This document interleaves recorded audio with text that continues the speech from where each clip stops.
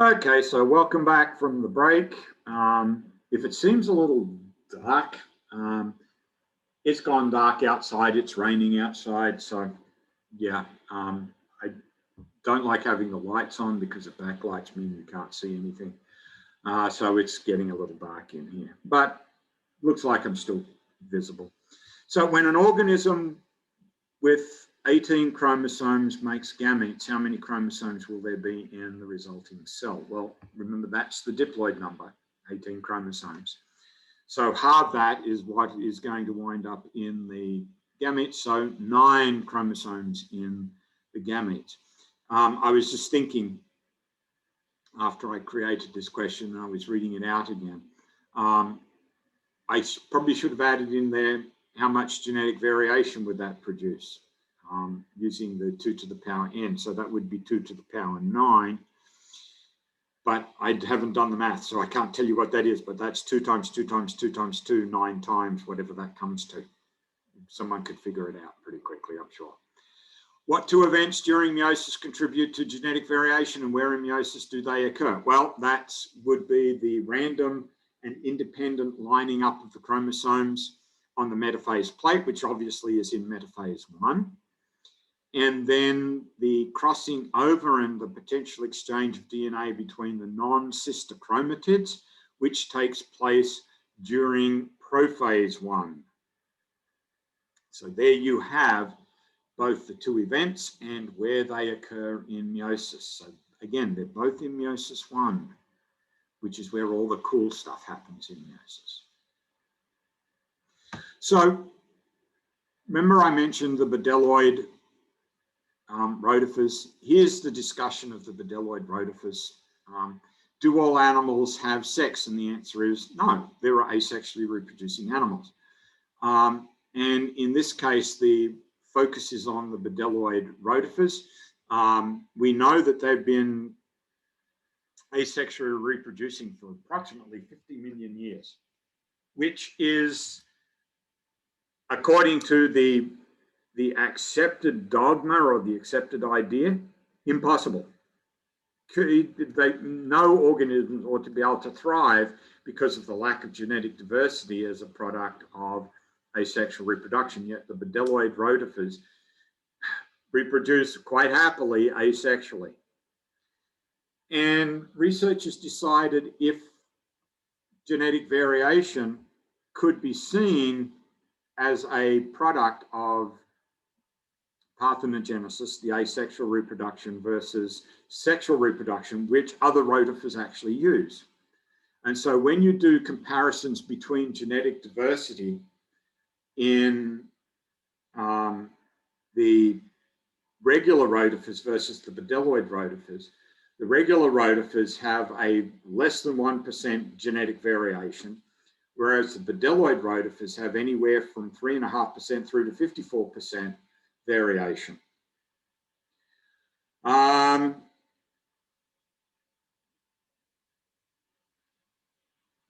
So that suggests that in fact there is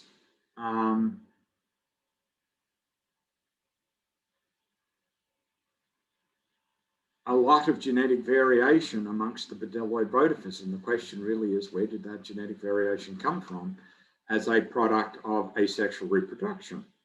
Asexual reproduction should not create a lot of variation in the genes. Well, it turns out that while the bedelloid rotifers are reproducing asexually, they have a party trick that allows them to generate genetic variation. They can actually take up DNA from their environment, something that we know bacteria are capable of doing, but we never thought that eukaryotic organisms like the rotifers could actually do. And the rotifers, and particularly the bedelloid rotifers, can actually scavenge DNA from their environment and incorporate it into their own. And that apparently gives them enough genetic variation to allow them to reproduce quite successfully asexually.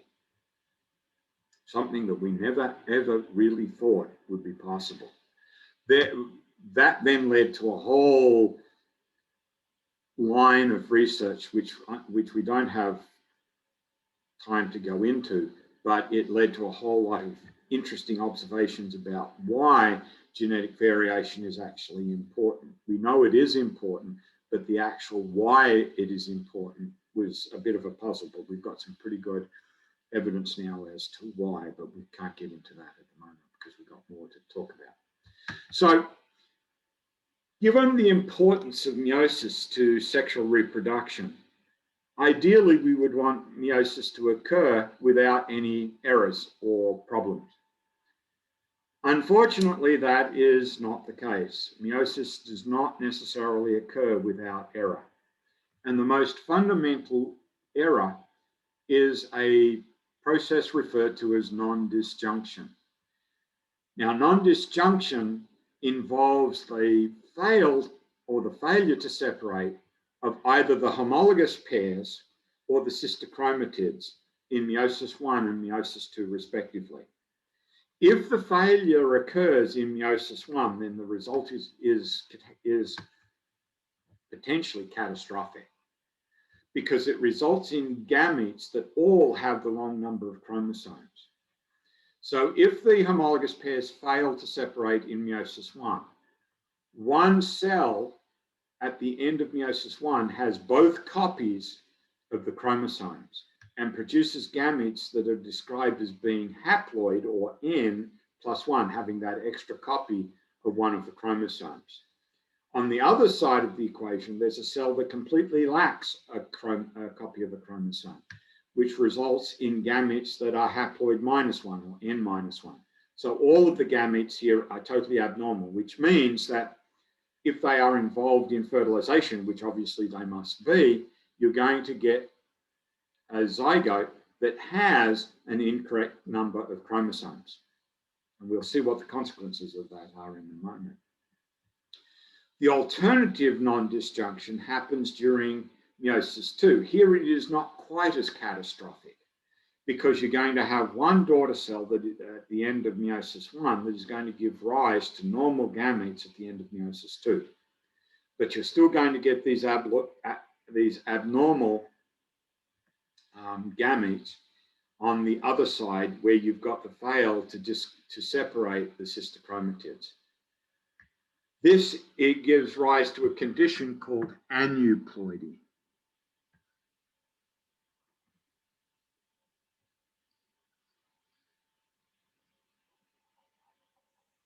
So the abnormal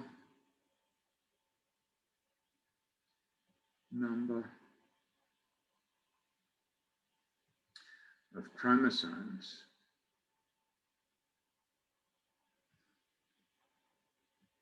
in the gametes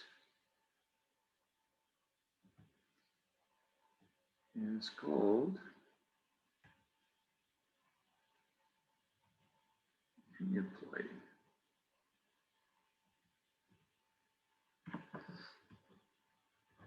And if it is a autosomal chromosome that is present in the abnormal numbers, that is almost without exception 100% lethal to the embryo.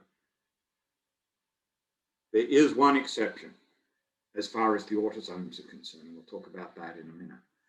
But for most of the autosomes, having one extra copy of one of the autosomes or lacking a copy of one of the autosomes is almost without exception 100% lethal to the embryo. And nature's response to that is to eliminate the embryo before it really starts to develop. This is the most common cause of what most people refer to as a miscarriage, but in the medical world is referred to as a spontaneous abortion.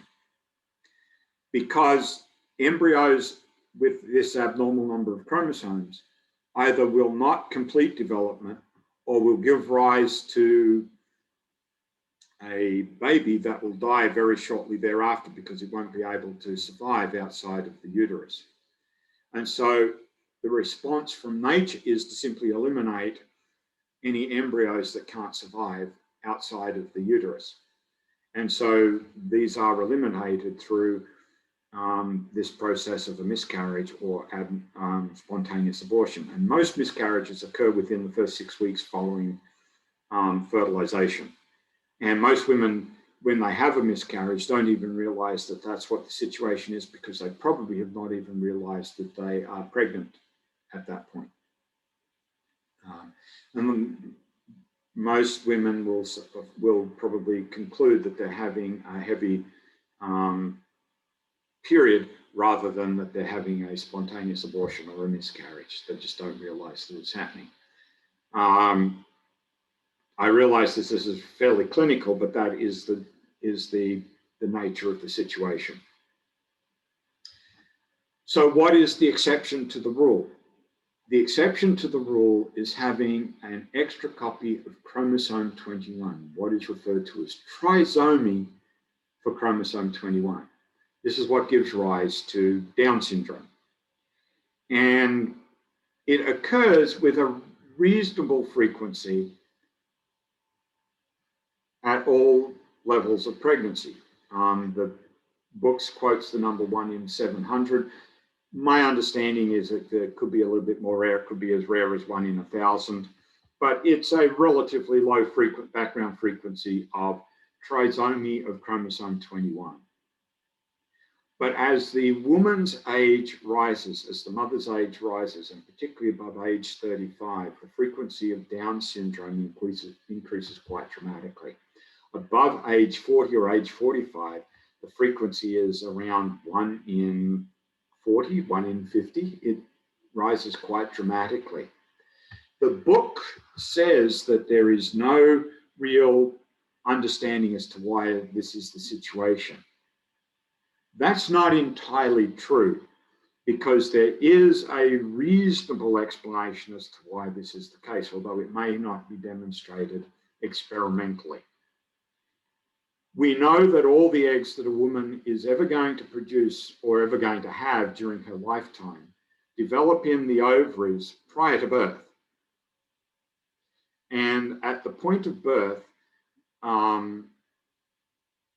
females can have within their ovaries potentially several million eggs. But over the intervening years between birth and puberty, the number of eggs in the ovary drops quite dramatically, so that by the time you reach puberty and your periods begin, you probably only have several thousand eggs per ovary. And while you may think, well, that's not good, the reality is that's not a big deal, because if you think about it, how many periods do you have every year? Well, that's the number of eggs that your ovaries release every year, because your period is the loss of the lining of the uterus that's been developed every month in case you get pregnant. And if the egg is released and it's not fertilized, then all of that is eliminated from the uterus, and that's what gives rise to the period. So most women have about 12 or 13 periods per year. So hypothetically, you need about 12 or 13 eggs per year. You'll become reproductive at around age 13 or 14. That's when most women start having their first periods. And you'll remain reproductive probably until you're around 45 or 50. So it's a simple mathematical situation. You know the number of years that most women remain fertile.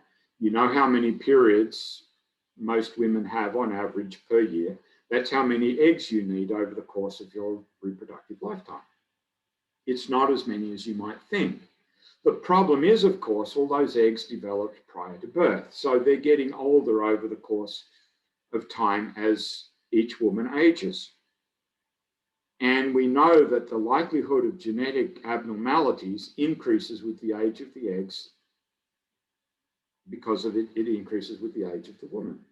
And so the likelihood of non-disjunction increases the older the woman gets. And because non-disjunction is the source of the aneuploidy and therefore the trisomic or monosomic condition, meaning you have one copy of the chromosome rather than two, it comes down to the fact that as a woman ages, as her eggs get older, there is a greater likelihood for genetic damage to the chromosomes, either through non-disjunction or through some other change. Because the other part of this puzzle is, and this is something that is unique to female mammals, including human females, is that the eggs don't complete meiosis until they get fertilized. They are actually held somewhere towards the end of meiosis 1, the beginning of meiosis 2. And they don't actually finish meiosis until after they're fertilized. And in fact, the two haploid nuclei in humans don't fuse. And this is true in mammals in general, but we can talk about humans specifically.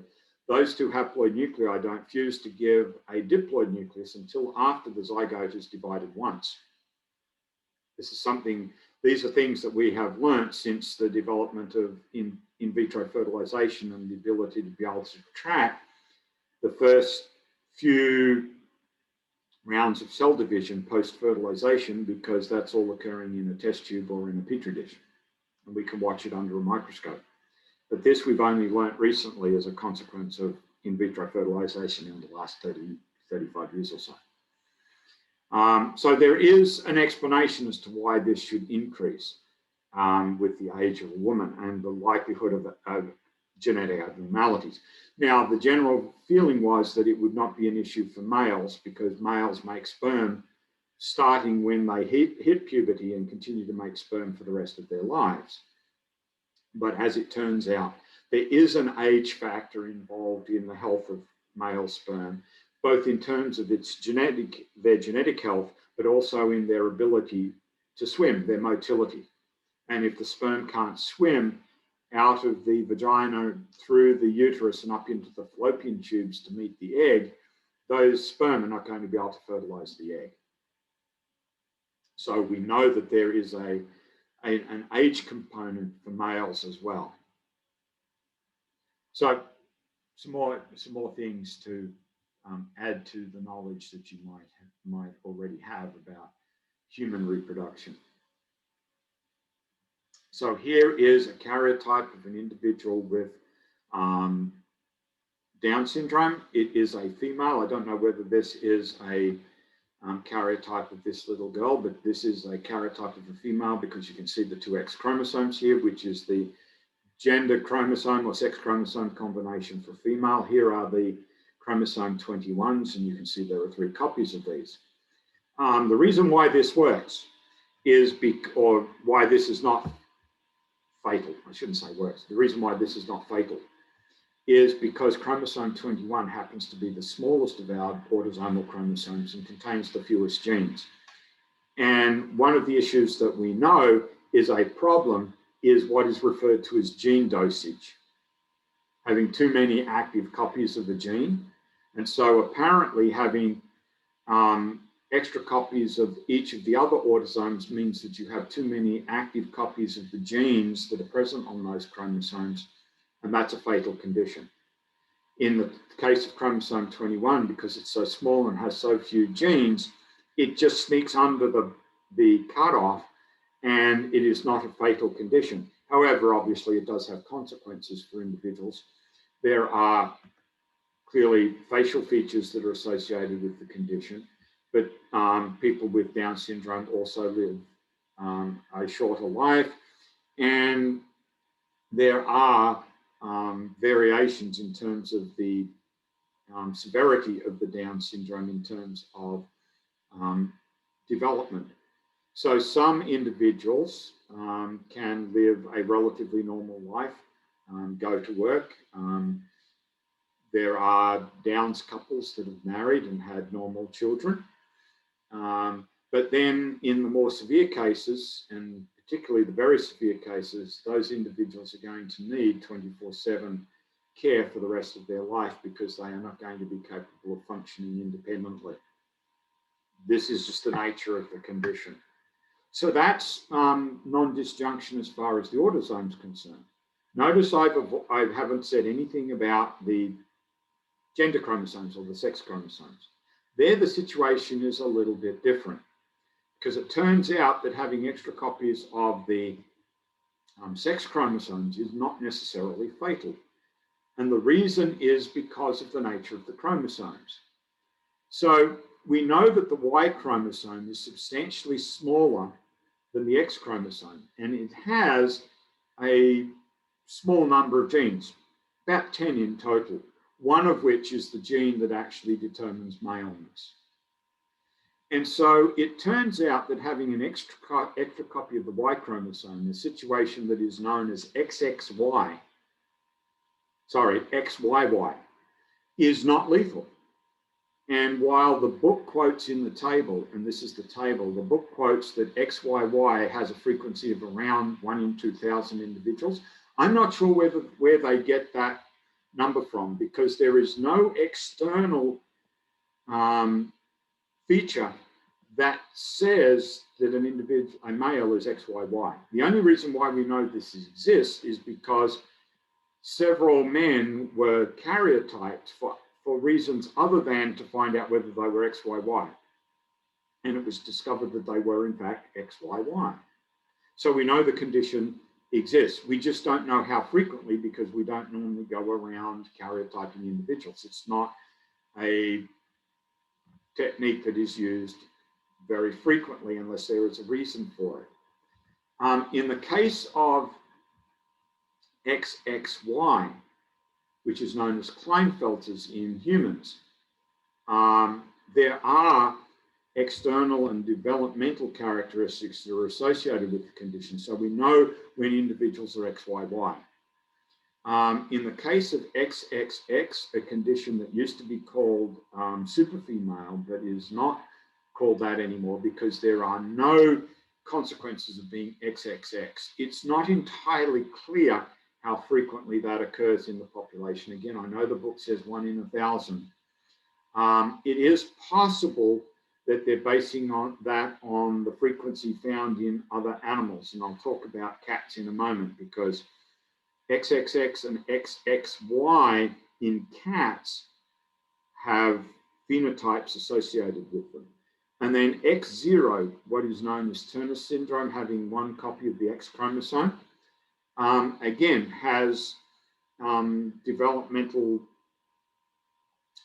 delays and other external characteristics associated with it. So we know when an individual has Turner's.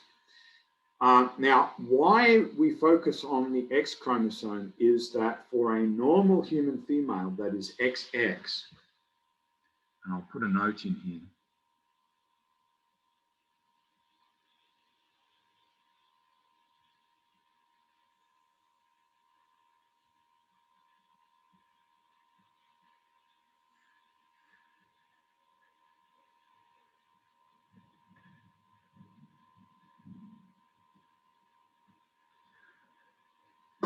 excuse me.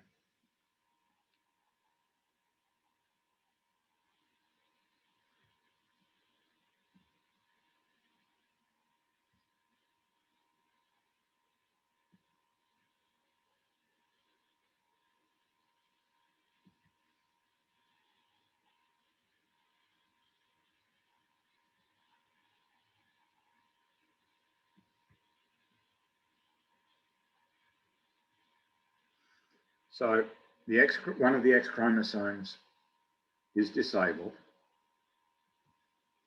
and we can see this in the nucleus, and it's called a bar body.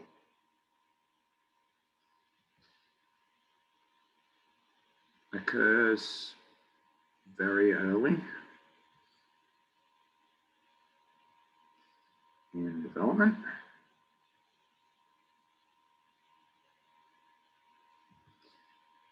And all subsequent cells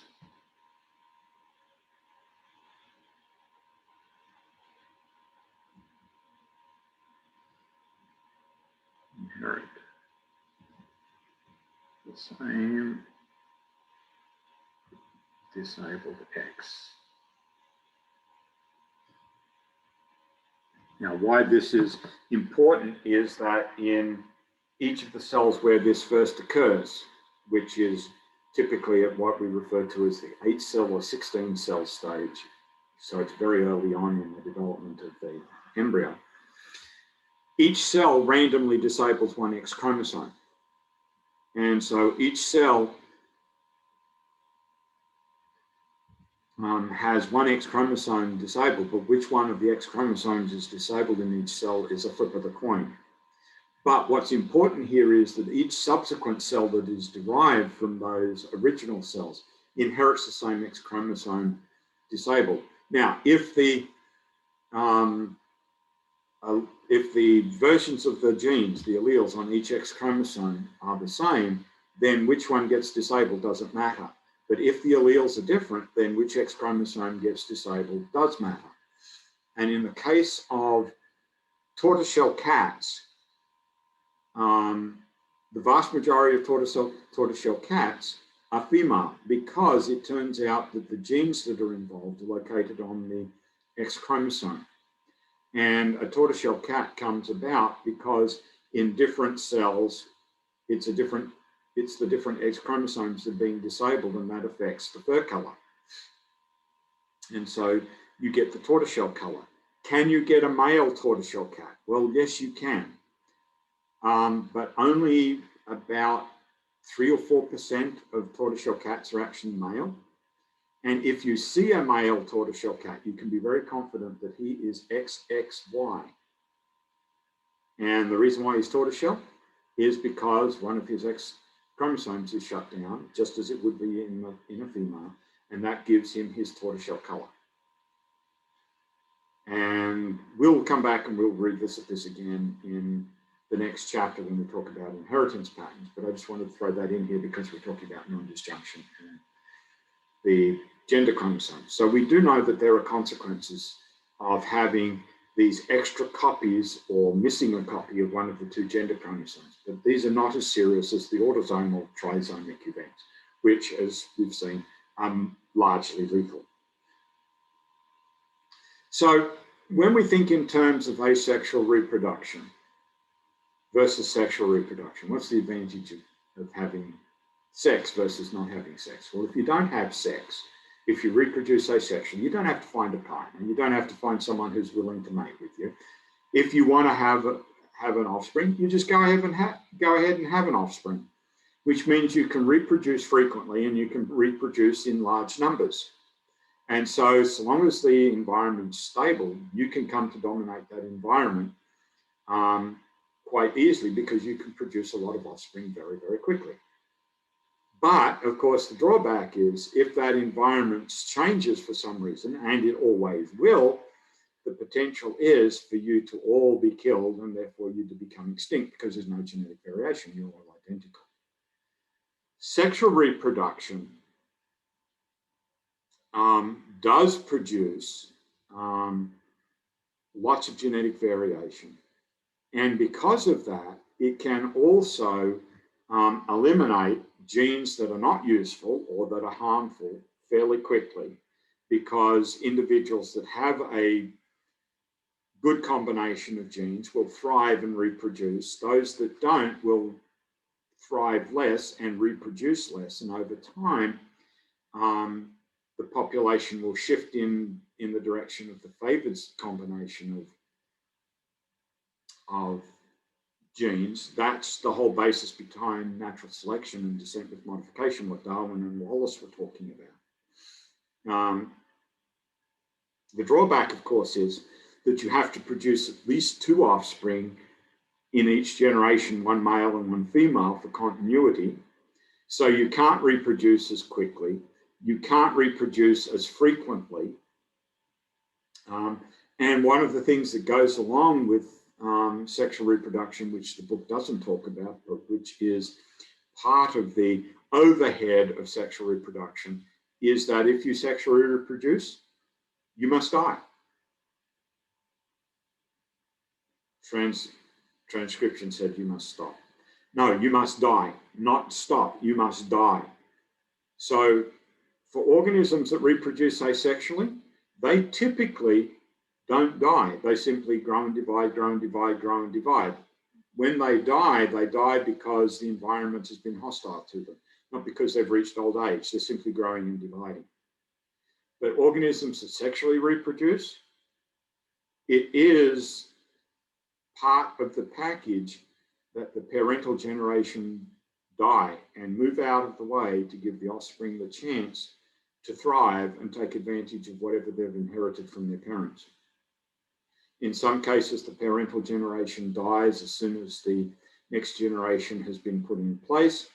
Sometimes they could mate, produce their offspring, lay eggs or whatever, and then they'll drop dead. They'll never see their offspring. In other organisms like ourselves, we live and support our offspring and send them on their way.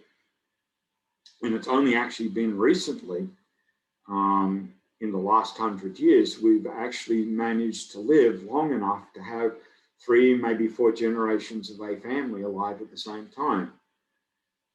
You only have to go back about 100 years to find situations where it was lucky if many people lived past around age 40 or 50, and it was not unusual to just have the parents and the children alive in each generation. But that's because of part of the overhead of sexual reproduction. So each type of reproduction has its advantages and disadvantages. Is one better than the other? I would hesitate to say that one is better than the other. Each works appropriately for the organism or organisms that utilize it. They use them because they work for them and they're appropriate for what they do. So each has its trade-offs, each has its benefits, and each has its minuses. So that's cell reproduction or cell division, mitosis and meiosis. Unfortunately, quite a long presentation. One more concept check, just to quickly review what we've just talked about in this last section. So obviously we're not going to take a break, but we're going to have a concept check here. Explain how non-disjunction in meiosis could result in a diploid cell. Well, what if the non-disjunction event affects not one pair of homologous chromosomes, but all the pairs of homologous chromosomes? So that basically you wind up with a gamete that has the extra copies of all of the chromosomes. When that's used for fertilization, what you're going to wind up with is a offspring that is going to be triploid for all of the chromosomes, but the gamete will be diploid because it will have 2 copies of each chromosome. So if you have non-disjunction that affects all of the pairs of chromosomes in meiosis, particularly in meiosis 1, then you'll wind up with a gamete that is actually diploid. So that's how non-disjunction could, in meiosis, could give you a diploid cell. The gamete at the end would be a diploid cell. Why is an embryo more likely to survive with an abnormal number of sex chromosomes than an abnormal number of autosomes? Remember the concept of gene dosage.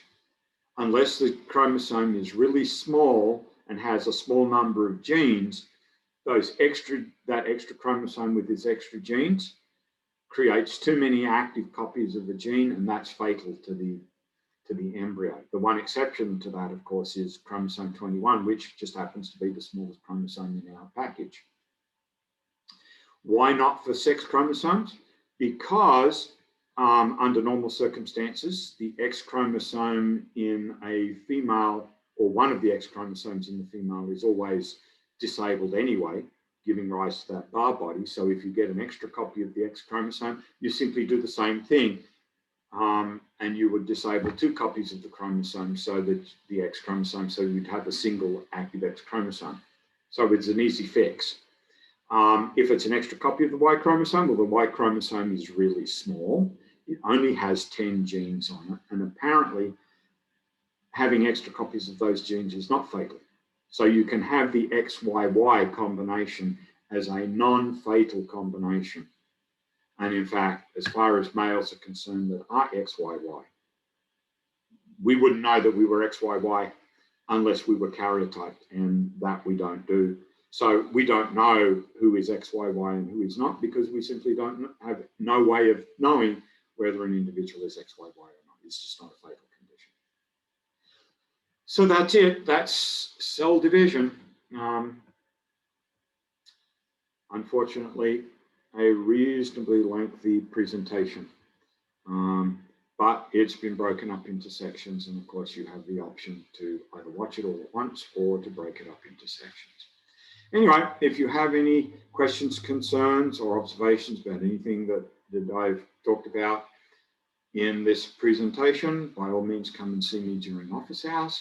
Otherwise, I'll see you back here again for the next presentation, when we will be talking about patterns of inheritance and the work of an Austrian monk called Gregor Mendel. Until then, I'll see you around. Bye for now.